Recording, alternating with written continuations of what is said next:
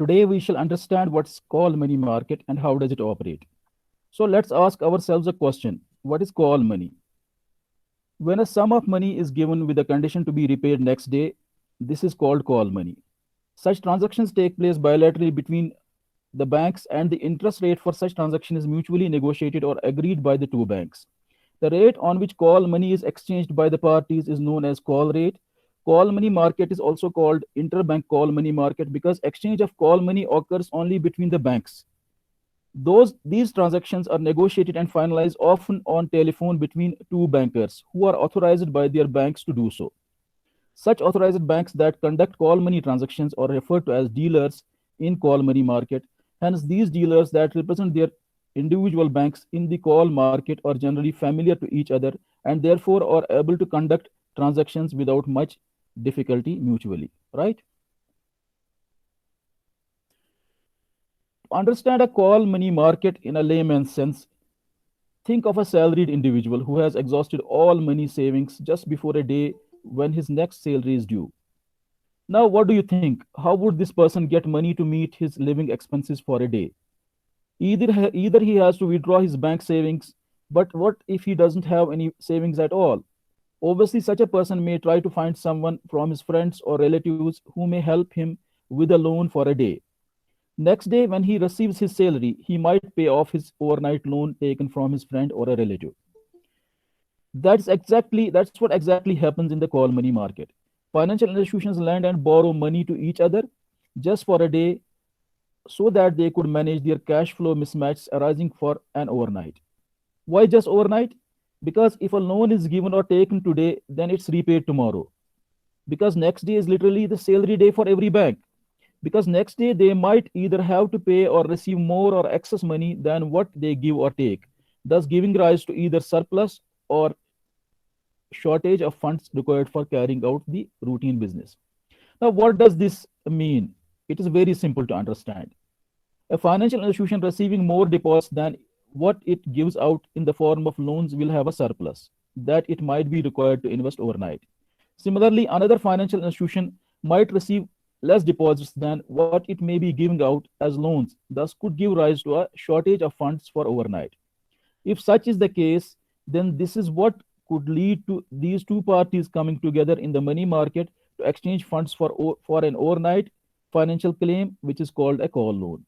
This is what gives rise to existence of a call money market, right? So I hope you are able to have some fair sense about understanding of what a money market is and how do the various institutions conduct the lending borrowing transactions there. Okay. Call money market is also known as overnight money. It represents an unsecured credit transaction for just overnight between two banks or financial institution. That is the reason it's called as overnight money.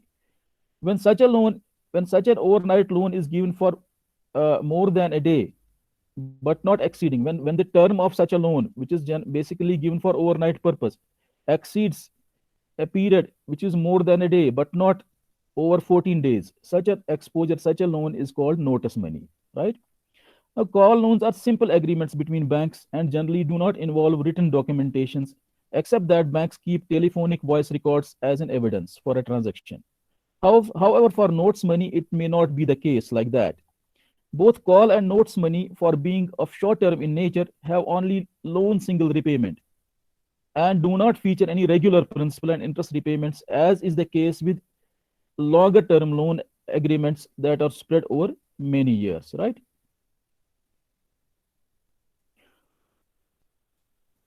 These are the characteristics that make call money transactions popular.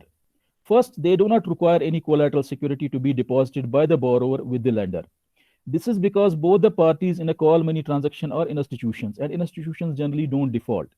There are so many disincentives for them that bind them to fulfill conditions of a contract at every cost. However, such features rule out possibility of any default in call money. Hence, such features rule out possibility of any default in call money transactions by the parties, right? Second, call money transactions are bilateral in nature. Thus, they involve only two parties with no broker or intermediator between them, right?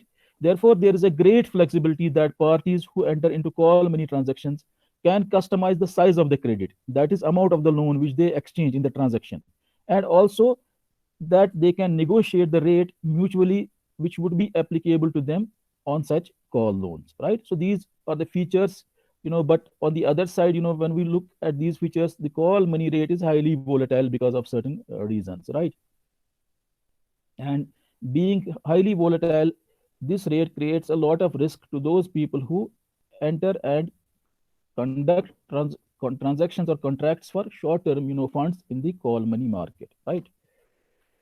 Now, this is the list of the institutions that operate in call money market and offer and bid for different type of financial contracts, including call loans. The central bank doesn't participate into call loans directly, but it can facilitate other short-term secured lending borrowing transactions that are identical to maturity to call money transactions. Now, the call money market exists and has a relevance for banks for two main reasons, right? It helps banks to manage their daily cash flows arising on account of their asset liability maturity mismatches. It's also an ideal market where banks can fix periodic shortfalls in their cash reserves that ought to be maintained by them with the central bank as a regulatory condition. Okay, so the call money market has a dual, purpose for the banks or financial institutions. That's why it exists there in the money market, right? In general, there are two main fronts that cause daily cash outflows. In the previous slide, we talked about cash flows. In general, there are two main fronts that cause daily cash outflows and inflows in financial institutions. On the outflow front, funds may be needed by financial institutions to pay maturing liabilities and make new loan commitments, right? And on the inflow front, funds may arise due to creation of new liabilities and collections from existing loan assets, right? So these are the two nodes from where either fund outflows or cash outflows would occur, or else the cash inflows might be taking place, right? Now, because cash outflows may exceed or fall short of cash inflows, thus it may lead to having surplus or shortfall cash position on daily basis by these financial institutions, and then this is what could give rise for them to a situation wherein they would require a market for exchanging funds for very short time periods, generally you know overnight or not beyond 14 days, not beyond a fortnight, right? Now let us see how does call money market help banks to manage their cash reserves with the central bank, right? In India, banks are allowed to maintain cash reserves with a lag of one fortnight. That is to maintain cash reserves for a given fortnight. Net demand and time liabilities that acts as a base for calculation for reserves is to be taken of the preceding fortnight, right? So that is the flexibility, that's the freedom or liberty given to the banks as far as maintenance of cash reserves by them with the central bank is concerned. Okay, so these calculations are reviewed on every fortnight or alternate Friday basis, right? One more flexibility which is given to banks apart from maintaining reserves on lagged basis is that they are allowed to hold at least 95% of cash reserves on daily basis for a given fortnight, and remaining balance of 5% is required to be made up on the last day of the fortnight. So this is another flexibility which is allowed by the central bank in India in favor of the banks, just with the idea that they are able to manage their cash flows on daily basis. Now this situation gives rise to hectic lending borrowing activity between banks in the call money market, particularly on such days when banks rush up to fulfill their shortfalls on reserve requirements, right? That's obviously on fortnightly basis. So every fortnight banks are in a rush to make up their shortfall positions on the reserve requirements, and this is this is where the banks may think of approaching the call money market for making short-term borrowings for that purpose, right? Now let's talk about the call rate. That is the interest rate agreed upon by the parties when they enter into a call money loan, right? Now this is the rate that is very volatile. Okay, as already told to you, right? Now call rates change on daily basis and sometimes even on less time interval basis. For example, every hour, right? The volatility of the call rate mainly depends on the number and size or volume of funds that are traded between the parties in the call money market, right? Now, have you heard about call money benchmark rates? If you do not, Let's find out what they are, right? The world's biggest call money market is located in London. It's called LIBOR. LIBOR stands for London Interbank Offered Rate. It is the rate at which banks in London market are prepared to lend each other, and also called the benchmark, right? A benchmark is a standard, or a point of reference against which things may be compared. Okay. So before, every day banks start their dealings in the call market, they don't know what what rate is prevailing, at what rate they should either lend or borrow money to each other. So they always require to have a reference rate. They always require to have a point where from they will begin or start their negotiations, right? So in that sense, benchmark rates always act as a point of reference, help the banks to start their negotiations for the sake of securing call loans in the money market, right? Now, a benchmark rate, in that sense, is a standard or a point of reference against which things may be compared, or in other words, we can say in the call market, this rate is used by the banks as a reference or a standard from where they actually pick up and start negotiating the rates for their call loans. Now, right?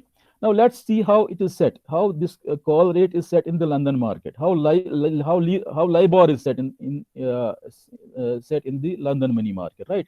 Now, around 11 o'clock in the morning, the BBA, or the British Bankers Association, asks banks at what rate could you borrow from other banks.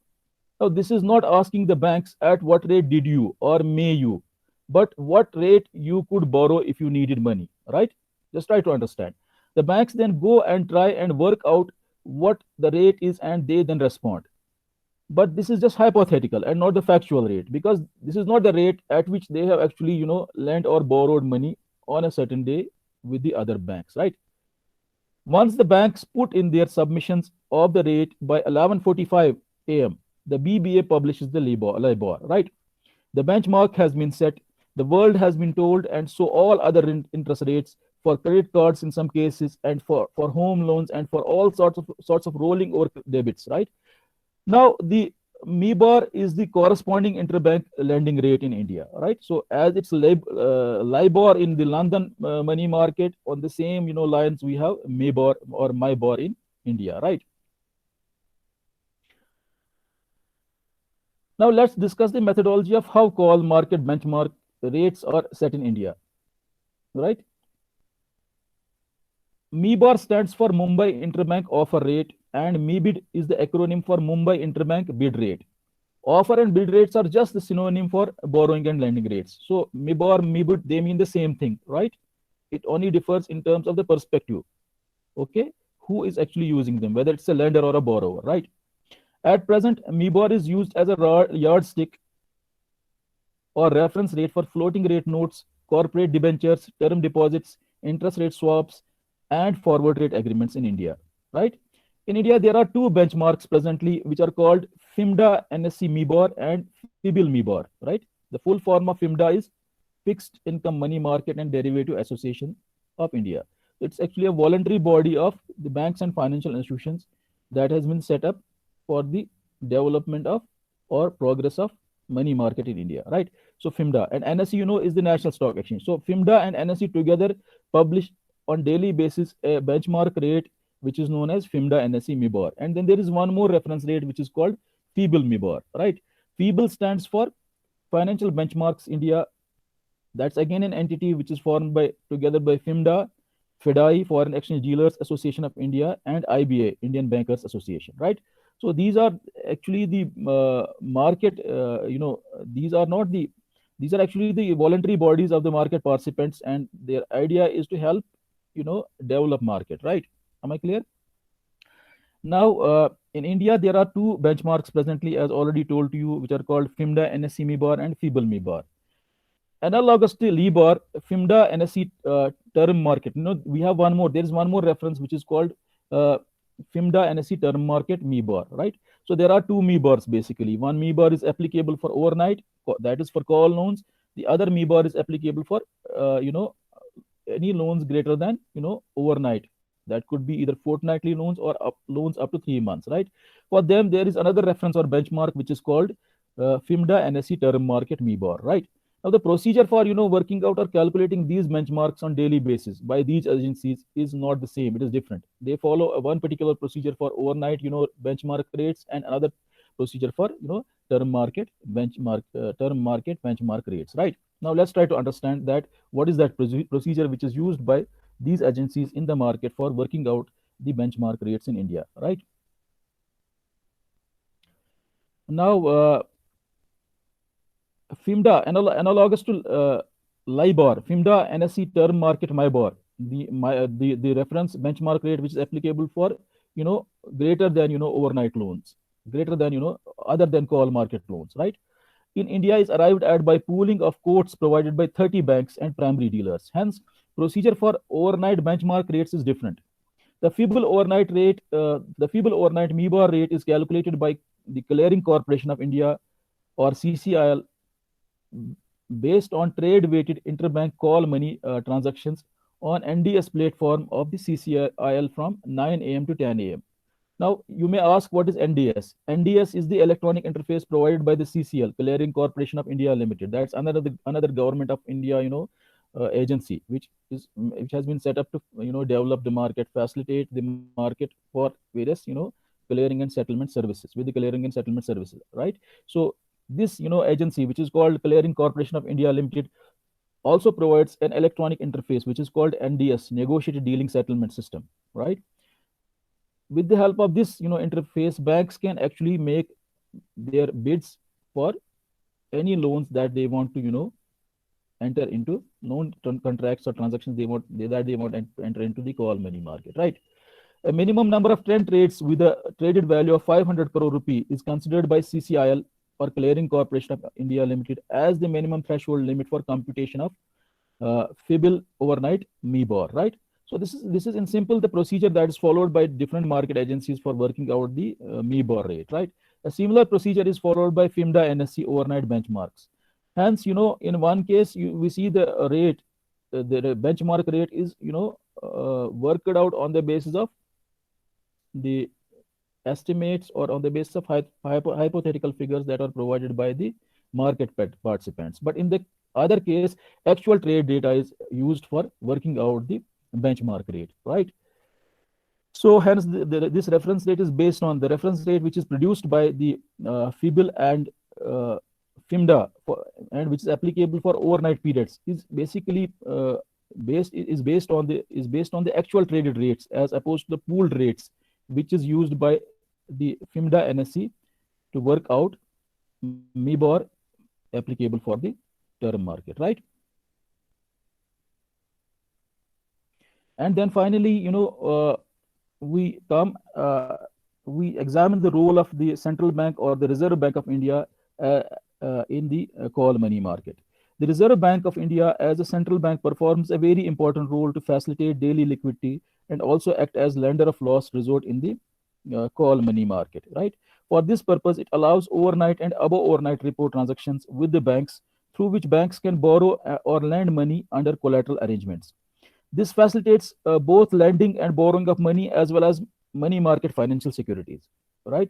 Similarly, RBI also makes available other credit windows for banks like liquidity adjustment facility, or which is also popularly known as LAF, and marginal standing facility, also known as MSF, so that banks can borrow money from the central bank if they require to do so, and particularly when the markets dry up and other participants in the banks, other participants in the markets, that is other fellow bankers fail to provide any credits to them. Am I clear?